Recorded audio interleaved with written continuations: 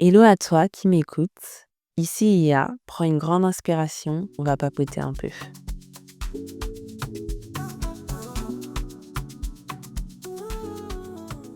Hello, j'espère que tu vas bien. Aujourd'hui, j'ai beaucoup de choses à raconter dans ce vocal en introduction. Votre go est sorti en novembre.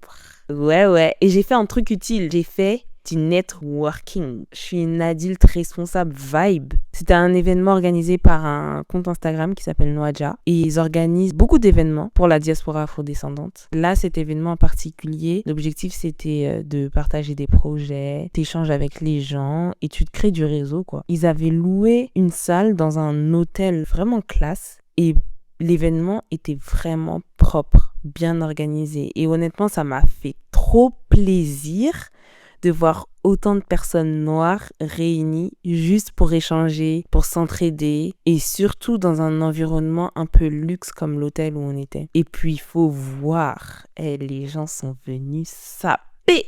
On était tous là pour partager quelque chose. Ou du moins, si t'avais rien à partager, t'étais là pour faire des rencontres. Donc vraiment, c'était cool. Il y avait plein de profils différents, tout type d'âge. Il y avait une meuf qui fait de la gestion de patrimoine. Il y avait une autre qui avait décidé de sortir une collection de vêtements toute seule. Et puis, il y avait d'autres gens qui bossaient sur des projets alimentaires autour des produits africains, etc.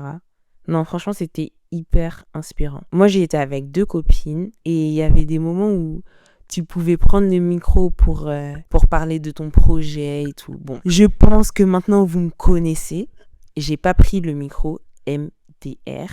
Je trouve que déjà, c'est un très grand pas d'avoir été à ce genre d'événement. Donc, calm down, chaque chose en son temps. Ce qui était vraiment drôle aussi, c'est que même dans les discussions en petit comité, parce qu'avec mes potes, on allait vraiment de groupe en groupe pour connaître les gens, j'ai grave pas le réflexe de dire que j'ai un podcast. Enfin, je parlais de ma vie pro, de ce que je fais au quotidien, etc.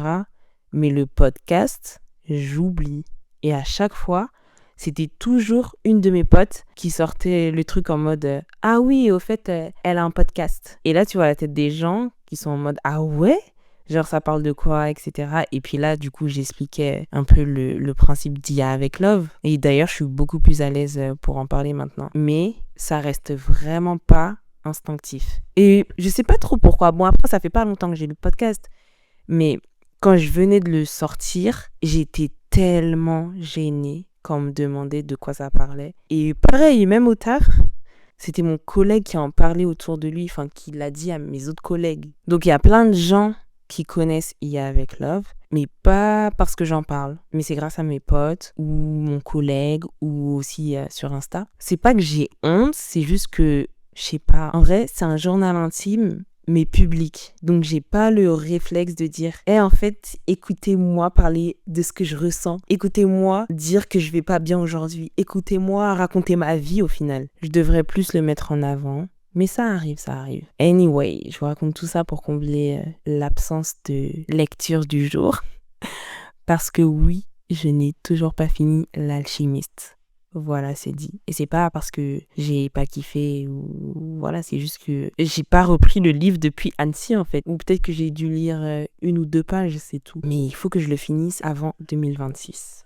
Bon, entrons dans le vrai sujet du jour. Aujourd'hui, on va parler de ma relation avec mes cheveux parce que ça va bientôt faire 1 an que je suis devenue une femme loxée. Je me suis loxée au Bénin le 20 décembre 2024. Donc là, j'approche du premier anniversaire. De mon côté, j'ai toujours eu une relation un peu bizarre avec mes cheveux. Je m'explique. Quand je regarde mes photos de quand j'étais petite, j'avais une masse, ou du moins j'avais pas les cheveux fins que j'ai toujours connus pendant mon adolescence et mon début de jeune femme adulte. Quand j'étais petite, ma mère, elle s'occupait super bien de mes cheveux, de nos cheveux à mes sœurs et moi. Elle nous faisait plein de petites coiffures, des petites couettes trop mignonnes et tout. Et puis, de mes souvenirs, tout a basculé quand je suis partie en vacances au Sénégal. Je pense que j'étais en fin primaire. On m'a emmenée dans un salon de coiffure et là-bas, on a dit que mes cheveux étaient trop durs, entre guillemets. Bon, moi, j'avais déjà l'habitude d'entendre ça. Faut savoir que mes cheveux sont crépus de chez Crépus. Si tu m'arraches un cheveu, ça fait vraiment une spirale directe tellement mes cheveux sont bouclés. Donc, Quand j'ai entendu tes cheveux sont trop durs, c'était vraiment pas nouveau pour moi. Mais du coup, là-bas, au Sénégal, ils ont décidé de me défriser les cheveux sans l'avis de personne, genre vraiment. Et surtout sans demander à ma mère. Ma mère qui a travaillé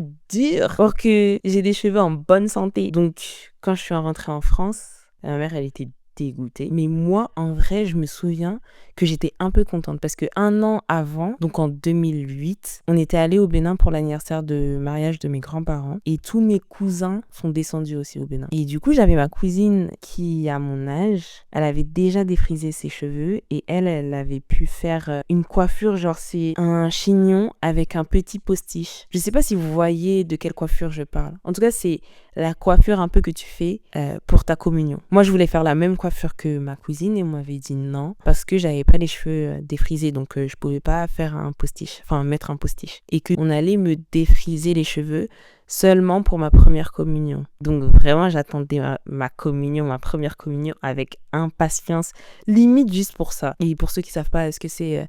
la première communion, c'est un sacrement chez les cathos. Donc, quand on m'a défrisé les cheveux au Sénégal, j'étais un peu en mode ouais, ça y est, moi aussi, je peux faire toutes les coiffures que je veux. Et je pense que c'est là que ma love and hate relationship avec mes cheveux a commencé. Après, j'ai arrêté les défrisages, mais j'ai enchaîné les tresses, les tissages dans un deuxième temps, et puis ensuite les perruques. Au point où je sortais vraiment plus du tout avec mes cheveux naturels. Impossible. Parce que je trouvais que sans rien, sans extension, sans masse, on voyait trop ma tête. En vrai, c'est surtout mon front. Genre, ma hairline, elle est pas droite. J'ai pris ma hairline de mon père et du coup, j'ai une forme en M. Bon, c'est hyper léger, mais moi, je le voyais de fou. Et vraiment, ça m'a créé un complexe pendant longtemps. Non, en fait, je sais comment ce complexe-là, il a commencé. C'est au collège, j'avais fait mon premier tissage. C'était mon premier tissage ou... Bon, bref, je sais plus. Mais en tout cas, j'avais fait... un tissage. C'était la première fois que je faisais un tissage avec mes cheveux naturels. Donc, j'avais une raie au milieu. Je crois qu'aujourd'hui, maintenant, là, on appelle ça V-part ou flip over. Bref, vu que maintenant, on aime bien donner de nouveaux noms à des coiffures qui existent depuis... Bref. Donc, c'était un tissage ouvert et j'avais fait une raie au milieu. Aïe, aïe, aïe, aïe, aïe. Et du coup, qui dit raie au milieu, dit qu'on voyait bien mon front. Et je me souviens, les garçons au collège, ils disaient que j'avais la calvitie. C'est à ce moment-là que j'ai découvert ce mot. J'ai tapé sur Internet, j'ai vu c'était quoi la calvitie. Trauma. Ça m'a traumatisée. Et c'est de là que ce complexe, il est venu. À partir de ce moment-là, je pouvais plus voir mon front, surtout ma hairline. Je faisais grave des coiffures pour cacher mon front ou pour avoir de la masse, pour pas qu'on se concentre sur mon front. Et en vrai... Pour être honnête, aujourd'hui encore, je trouve que j'ai un grand front. Mais en vrai, je l'assume maintenant. En fait, j'ai pas le choix. Parce que des deux côtés de ma famille, ils ont des grands fronts. Du côté de ma mère, tout le monde a un grand front. Du côté de mon père, beaucoup ont un grand front. Donc, en vrai, c'est logique que moi aussi, j'ai un grand front. Bref, maintenant, je l'accepte.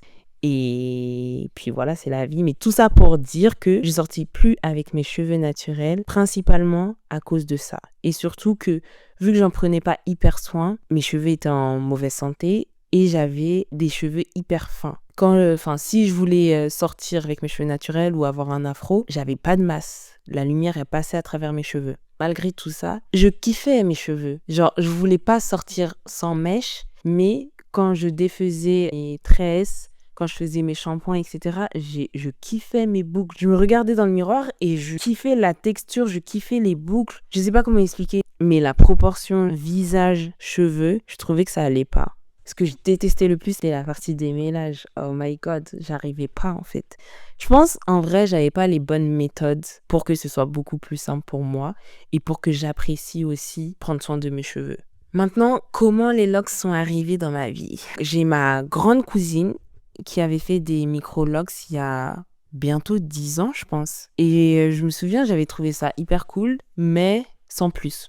Genre en mode, ah bah trop bien et tout, elle a des micro-locks. Et voilà quoi. Et puis il y a peut-être 4 ans, j'ai commencé à y penser. Je voyais de plus en plus de meufs locksées et je trouvais ça hyper beau. Je me souviens aussi pendant mon alternance, j'avais vu une meuf comme ça dans la rue qui avait des locks et c'était la période où les fausses locks étaient vraiment à la mode. Donc je suis partie la voir et lui demander où est-ce qu'elle s'était coiffée et savoir quelle mèche elle avait utilisée. Et puis elle m'a dit que c'était ses vrais cheveux, que c'était des vrais locks. Et j'étais en mode purée. Je me souviens que je lui ai dit, tes cheveux sont magnifiques. Et vraiment, elle avait des longues locks, hyper régulières, bien taillées. Enfin, c'était vraiment beau à voir. Et du coup, ça a participé au fait que je commençais à y penser, à me dire, ah, maybe tu devrais te loxer. Au début, je commençais à me dire, ok, pour mes 40 ans, je vais faire des locks. Et puis après, j'ai commencé à dire, ouais, ok, pour mes 30 ans. Et puis, j'ai ma marraine qui a fait des micro-locks aussi. Et là, j'ai dit, ok, bon, Inès, là, je trouvais ça trop beau. Mais je prenais pas encore des infos, comment faire son départ, quel type de départ faire, etc. Je regardais juste les meufs sur Instagram, sur TikTok. Et puis, début 2024, je me suis dit, ok, il y a là, il faut y aller. C'est cette année que tu vas te loxer. Donc, j'ai commencé à prendre des informations. J'ai commencé à regarder les prix. Se loxer en France. Quand j'ai vu les prix, je me suis dit, ok, finalement, les locks, c'est pas fait pour toi. Tu vas gentiment continuer à faire des tresses toute ta vie. Les prix en France, j'étais pas prête. Et puis, pile à ce moment-là, j'ai mon père qui nous dit qu'on a un événement au Bénin et qu'on doit y aller pas pour les fêtes, mais à la même période. Donc, je me suis dit, en fait, c'est maintenant ou jamais. Faut que tu fasses ton départ de locks au Bénin. Et du coup, j'ai cherché. Et puis, j'ai trouvé The Coiffeuse. Grâce à TikTok d'ailleurs, vraiment une perle. Elle m'a accompagnée du premier message que je lui ai envoyé pour prendre rendez-vous jusqu'à maintenant là. Ça va faire 1 an. Je lui envoie tout le temps des vidéos pour qu'elle voit mon évolution et tout. La dernière fois, j'ai envoyé un message pour lui montrer mon dernier resserrage. Et je lui ai dit, oui, ça va bientôt faire 1 an que j'ai les locks et tout. Et elle m'a dit, ouais, on va fêter ça, etc. On va fêter notre anniversaire. Carrément, elle a dit notre anniversaire pour vous dire à quel point elle était impliquée, la dame. On a choisi ensemble le nombre de locks que je voulais. Elle était hyper patiente, hyper gentille, hyper à l'écoute. Et c'est comme ça que j'ai fait mon départ. Donc là, aujourd'hui, j'ai 168, 170 locks à peu près. Je les ai jamais comptés, en vrai. Et c'est celle qui a fait mon départ qui m'avait dit que j'en avais 170. Et puis voilà. C'est comme ça que je suis devenue une loxée. Après, pourquoi avoir choisi les locks? Je voulais revenir au naturel. J'arrivais plus à sortir sans perruque ou sans tresse. Donc je me suis dit, c'est chaud quand même. Genre, tu vas rester toute ta vie avec des tresses et des perruques.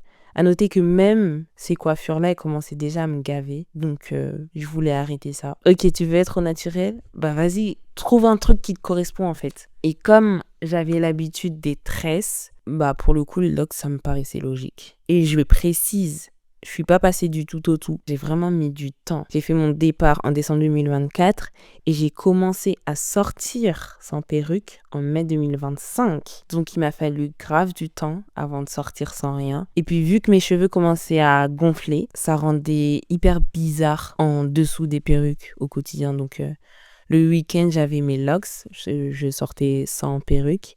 Et au travail, je gardais quand même ma perruque jusqu'à septembre 2025 où là, j'étais en mode full locks. Ce qui m'a grave aidé à être plus naturelle ou du moins à assumer mes locks, c'est vraiment mon séjour que j'ai fait cette année au Bénin. En fait, là-bas, c'est la norme de voir des cheveux crépus, des locks, des afros, etc. Vous allez me dire, c'est logique vu qu'on est en Afrique quand même. Mais je sais pas comment expliquer. Genre, je me sentais tellement à l'aise. Personne pose des questions, personne te regarde bizarrement. Parce que, encore une fois, c'est la norme d'être avec ses cheveux naturels. J'étais vraiment trop bien sans me poser des questions. Et pour le coup, ça m'a vraiment libérée de quelque chose. Donc, je pense que sans mon séjour là-bas, sans mon séjour au Bénin, j'aurais été full locks bien plus tard. Et en vrai, on peut penser que maintenant que je sors sans perruque, maintenant que j'assume mes locks, tout va pour le mieux, mais non. J'ai toujours ce love and hate relationship. Parce que ce qui me manque beaucoup, c'est la versatilité. Quand j'avais les cheveux libres, j'étais un caméléon. Un jour, je faisais des mèches rouges. 3 semaines plus tard, bob. Le mois d'après, des tresses fines, longues, noires qui arrivent jusqu'aux fesses. Vraiment, je changeais tout le temps. Et là, avec mes baby locks, vu que ça fait pas longtemps que je les ai, en soi, 1 an, c'est beaucoup sans être beaucoup. Parce que du coup, les locks, je vais les garder toute ma vie. Mais avec mes baby locks, je peux pas faire grand chose encore. Bon, même si là, à l'heure où j'enregistre ce vocal-là, demain, je vais chez la coiffeuse pour faire des mèches. C'est archi pas conseillé, mais bon, t'as capté. Ici, on en fait vraiment qu'à sa tête. Mais je sais que je peux retrouver cette versatilité quand mes locks seront beaucoup plus matures. Ce qui me saoule aussi, c'est que pour le moment, et en vrai, c'est normal, mais mes locks sont hyper courtes. Après ça, c'est paradoxal parce que t'as plein de gens qui me disent que maintenant, je fais beaucoup plus femme, beaucoup plus mature. Je fais vraiment mon âge. Et ça, c'est nouveau aussi pour moi parce que, par exemple, l'année dernière, à cette même période, j'étais à Punta Cana avec des amis et je sais que j'avais fait des vanilles assez courtes, mais avec grave de la masse et tout. Bref, c'était vraiment ma meilleure coiffure. Et on me donnait jamais mon âge quand j'avais cette coiffure. Ou même quand j'avais des perruques, etc., on me donnait jamais mon âge. On me disait tout le temps que je faisais plus jeune. Donc voilà, en vrai, ça a des points positifs comme négatifs. Mais ce que j'aime beaucoup, par contre, avec mes locks, c'est voir mon évolution. Mes cheveux, ils sont plus courts, certes, mais c'est beaucoup plus simple aussi. Enfin, je trouve que c'est facile à entretenir. Je prends beaucoup plus de plaisir qu'avant. Il n'y a plus la phase démêlage. Après, c'est logique parce que c'est des locks. Les locks, c'est des cheveux emmêlés. Et vu que j'ai les cheveux vraiment crépus, ça a très vite pris. D'ailleurs, j'ai eu 0 glissement. Dieu merci. J'ai juste perdu une locks parce que de mai à août, j'ai enchaîné les mèches. Donc, j'ai perdu 1 ou 2 locks à cause de ça. C'est vraiment pas parce que j'ai eu des glissements. Et puis, je me prends tout le temps en photo pour que je me souvienne d'où je partais, en fait. Parce que quand j'ai fait mon départ, mes locks, elles étaient hyper fines. Et puis là, ça a bien pris en volume. Donc voilà, quand j'ai un peu ces moments down, je regarde mes anciennes photos, là, du début. Je me dis, ah ouais, ok, tu reviens quand même de loin. Là, maintenant, certes, aujourd'hui, tu kiffes pas tes locks, mais souviens-toi d'où tu viens. Donc voilà. Vraiment une relation toxique avec mes cheveux. En vrai, je regrette pas du tout mon choix. J'ai pas eu une seule fois où je regrettais d'avoir fait des locks. Vraiment, jusqu'à présent, là. Et je sais que je prévois pas de les enlever. En fait, ce sera ma coupe à vie. Je me prends tout le temps en photo pour garder la trace de l'évolution, tout simplement. 2026, ça va être l'année où vraiment tout va débuter. Là, mes cheveux, ils shrinkent plus trop. Elles ont pris beaucoup plus de volume. Et même là, je verrai plus mes cheveux pousser. À partir de juillet-août 2026, écoutez-moi bien, les dégâts vont commencer. Je vais être tellement fraîche, ça m'ira tellement bien que vous n'êtes pas prêts en fait. Et ça, je le pense vraiment, hein. Sincèrement. C'est même pas que je le pense, je le sais que je serai vraiment une bombe atomique. J'ai hâte d'être à cette étape-là. Et en vrai, c'est juste l'évolution normale des locks, sachant que je suis déjà bien comme ça aussi en vrai. Mais le prime sera de mieux en mieux chaque année grâce à mes locks qui pousseront. Et je vais devenir encore plus moi-même grâce à elles. Ça, j'en suis sûre et certaine. Donc voilà, je pense que j'ai tout dit. Et c'est marrant parce que en préparant l'épisode, je me suis rendu compte à quel point mes cheveux ont toujours été liés à ma construction personnelle. Mes locks m'apprennent la patience, l'acceptation, la douceur, être constant aussi. J'ai beaucoup de locks, donc ici en France, c'est considéré comme micro-locks, alors qu'au Bénin, pas du tout. D'ailleurs, les prix des resserrages. Vous savez que, avant que je trouve celle qui me coiffe en France, j'allais un peu partout là chez les coiffeurs. Le prix des resserrages que je faisais sont plus élevés que le prix de mon départ que j'ai fait au Bénin. C'est tellement une dinguerie. Bon bref, maintenant j'ai trouvé ma coiffeuse. Elle est pas chère, donc je vais la garder. C'est elle qui va s'occuper de mes locks pendant un bon moment. Et puis en plus, elle fait bien son travail. Et donc, mes locks m'aident à être une version plus naturelle, plus alignée aussi avec moi-même. Voilà, c'est la fin de l'épisode.